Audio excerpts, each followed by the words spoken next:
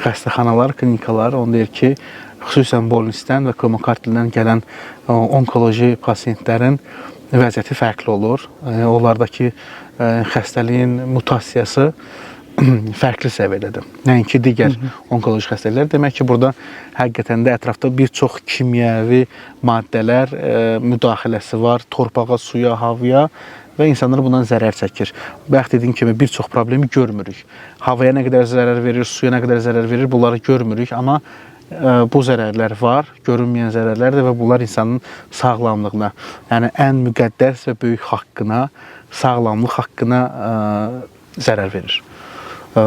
Çox qəribədir. Bugünkü günü məsələn Bolnis meriyasından bunu danışanda ki, niyə icazə verirsiniz və yaxud niyə yerli əhalinin haqlarını qorumursunuz, dəstək vermirsiniz? Təbii ki, onlar ilk növbədə deyir ki, bizim məsuliyyətdə deyil, bəli onların məsuliyyətində deyil, mərkəzdə, amma bu da yerli bələdiyyədir. Yəni yerli bələdiyyənin əsas funksiyası odur ki, burada yaşayan insanların, kəndlərin haqlarını qorusun, onların həyatını təmin etsin və inkişaf etdirsin.